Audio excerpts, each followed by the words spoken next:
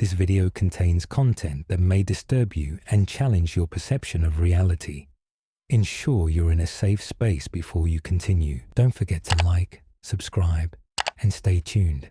Welcome to Charlie Ghostlight. I'm Charlie. Horror doesn't always crawl out of the dark. Sometimes it hides in the everyday, waiting for us to stumble across it. 3 stories, all real, all chilling. One sparked panic with whispers of mass kidnappings. One twisted a family gathering into a nightmare. And one showed how fragile even our bravest protectors can be. Let's begin. Story 1. Streamer's on-air death. He was more than a streamer. He was a signal, a flickering connection between the real and the unreal, the performer and the spectator. On August 18th, 2025, Raphael Graven, known to the world as Jean Pormenov, died live on air, swallowed by the very broadcast that made him famous. What happened during those final hours wasn't just a tragedy, it was a scream. John wasn't your average gamer. By 2025, he had become one of France's most recognizable streamers. Born in Wépy in 1979, he burst onto the scene in March 2020 via TikTok, weaving humor, gaming, and a touch of irreverence into every clip, whether it was FIFA goals or outlandish challenges. An explosive personality, he bore the chaos of streaming in one hand and a captive audience in the other. On Twitch, he accrued over 669,000 followers and more than 35 million views. Then, in 2023, he moved to Kick, a platform with minimal moderation, willing to host violence, humiliation, and shock, wrapped as entertainment. There he soared, becoming the most watched French streamer on that platform. But dark soil produces strange growth.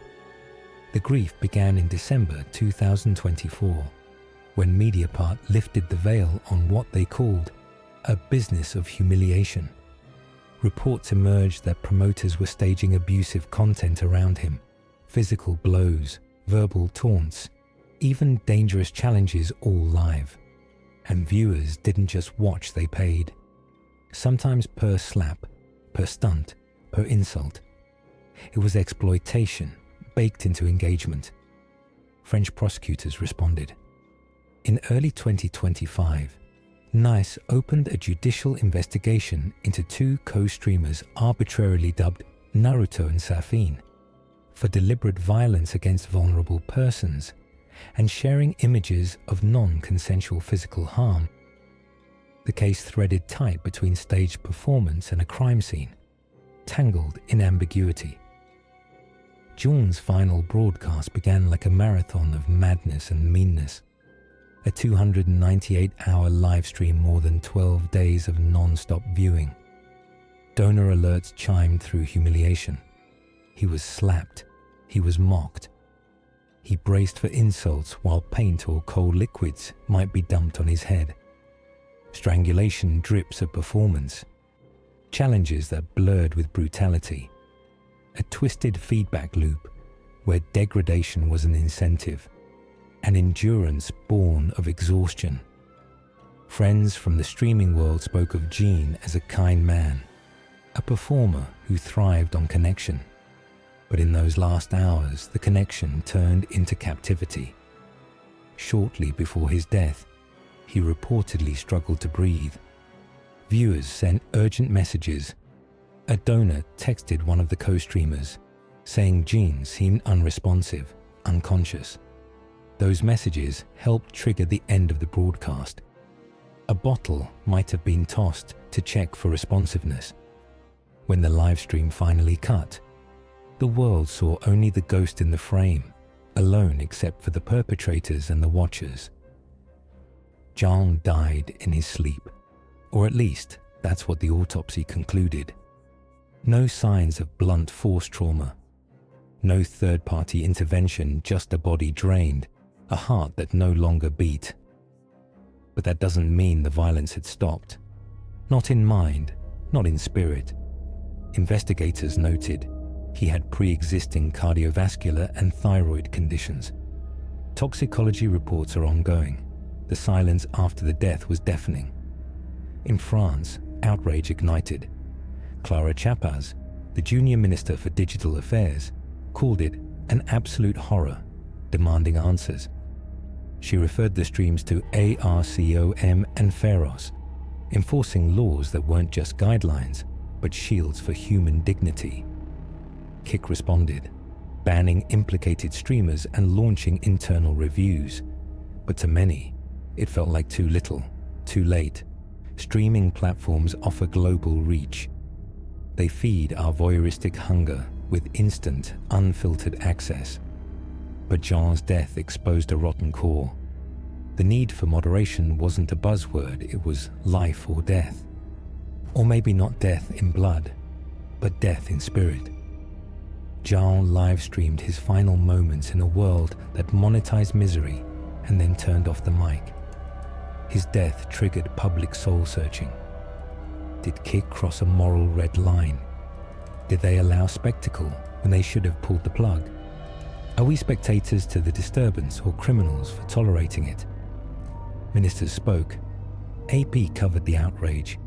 Digital rights advocates warned of unchecked content in a post-digital dystopia.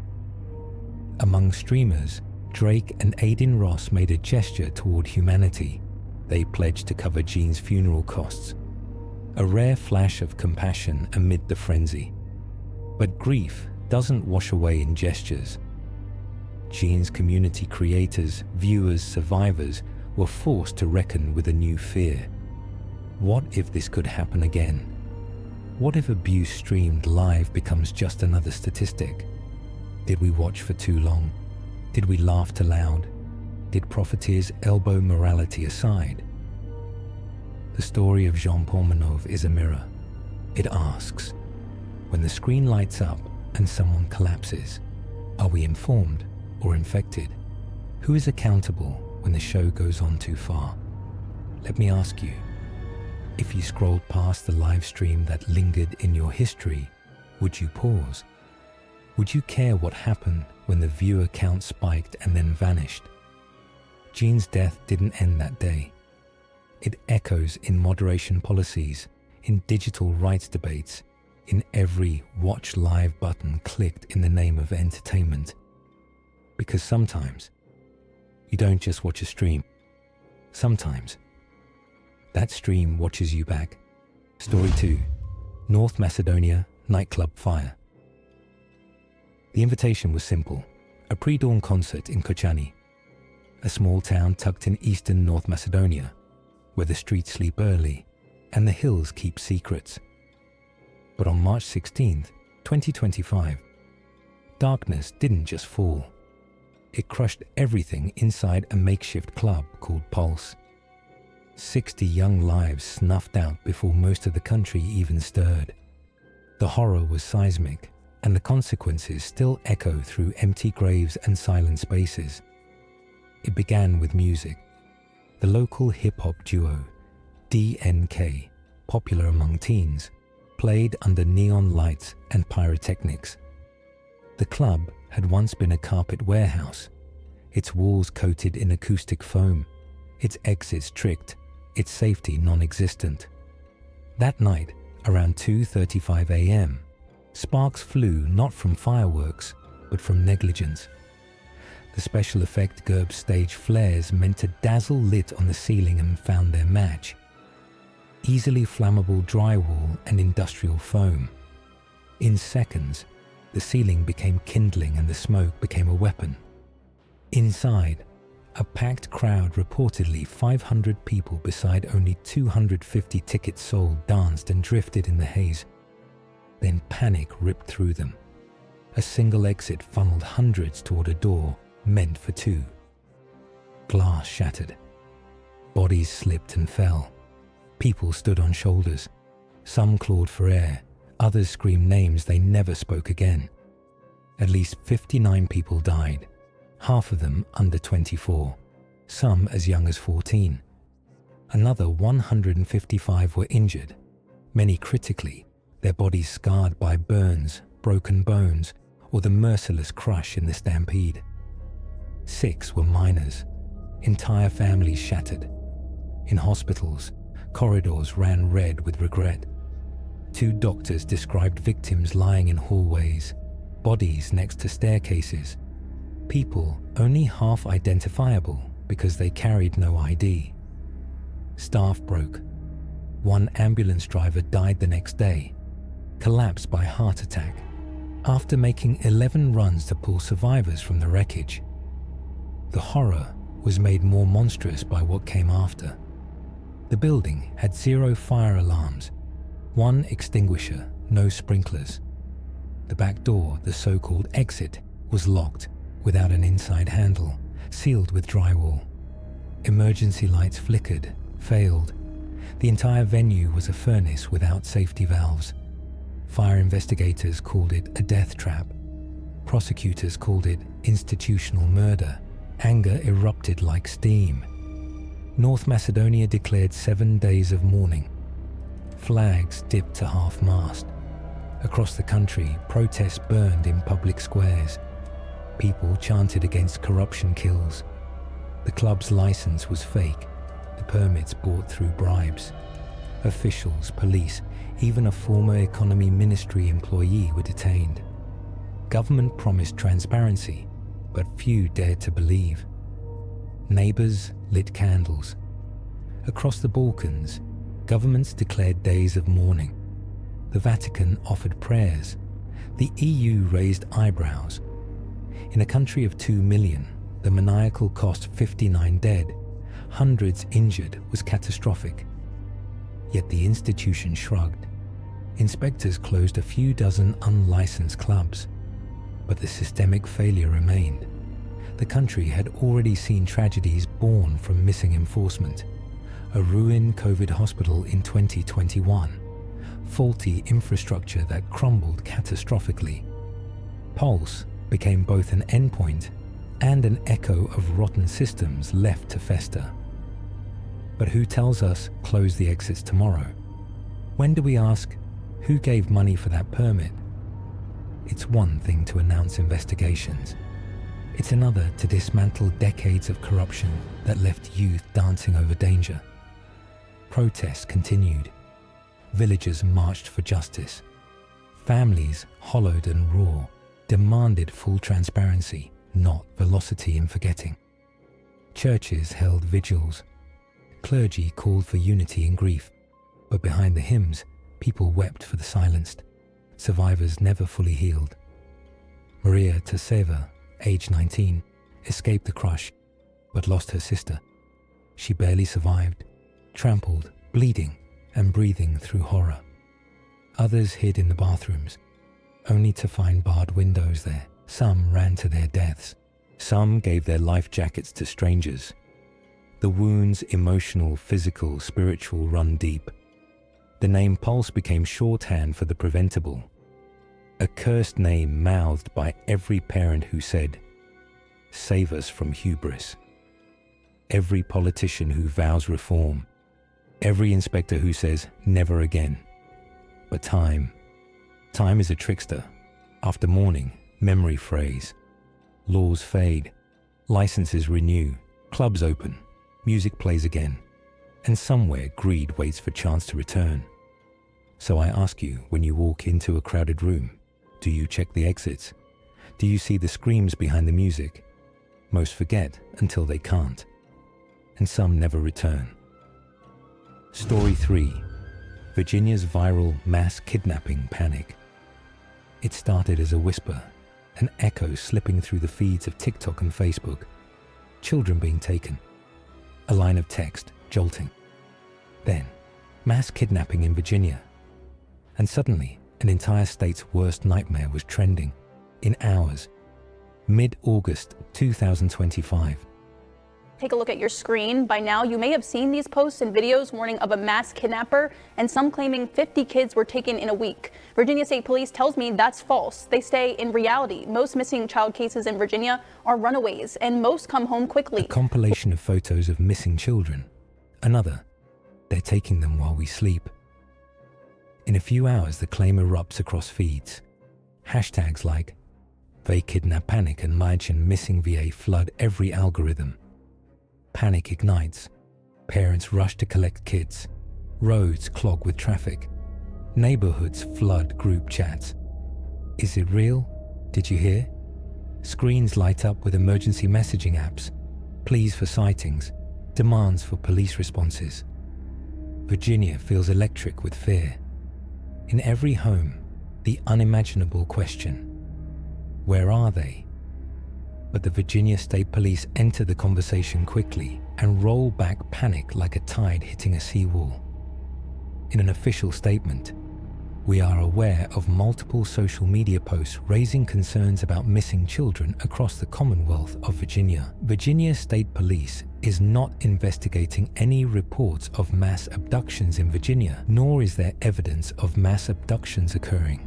They clarify that Virginia leads the nation in reporting missing children, not because they vanish en masse, but because they proactively forward every single case to the National Center for Missing and Exploited Children, NCMEC. Other states don't share as freely, so Virginia's numbers appear inflated on paper, but not in reality. Between August 3rd and August 9th, 2025, 88 children were reported missing. Sounds horrifying, until you learn it's below the weekly average of 98. Since January, 3,274 children have been reported missing, but the vast majority are runaways, and only 4% remain unlocated. Only 2 Amber Alerts have been issued in the state so far this year, and both children were found safe. Cody Alerts, a second tier, are similarly issued for suspicious disappearances. All 25 Cody cases ended with children safely returned. Still, the panic doesn't listen to context. Why did these TikToks grip the public so fast? Enter Weapons, a horror film released in 2025. In it, children go missing across a community. Fear spreads, the chaos spirals. The fiction bled into reality. The TikToks borrowed that imagery. The dread seeped into the public mind. And suddenly, Virginia felt like a scene out of that film. The overlap was too eerie not to notice. A parallel reality where the horror was entertainment became indistinguishable from real life. It's not just about algorithms or clicks. It's about emotion. Few subjects crack open our hearts like children in danger. When content triggers fear about kids, it bypasses logic. It floods the bloodstream. Repeatable across platforms, shared without question under the illusion. We have to do something. Virginia's example exposes how easily content can hijack our assumptions. A rumor about mass kidnapping spread faster than corrections. Police statements were eclipsed by memeable fear. Screens showed sensational claims. Official sources showed calm facts. But facts don't trend. Behind the viral fear was real-world fallout. Call centers for missing children were flooded, volunteers overwhelmed by frantic tip-offs. Law enforcement rerouted resources to chase ghosts whispering on social media. Social trust eroded in seconds, and the families of real missing children, runaways, and those still missing were drowned out by noise. Virginia State Police remind us we must lean on official sources, not digital echo chambers. Every missing child deserves attention, but only real emergencies deserve real alarm. As one official said, social media can be an absolute double-edged sword. We got so many calls asking about mass abductions. We have no information to support that. So here's what it all teaches us. Fear can be manufactured. Panic can be viral.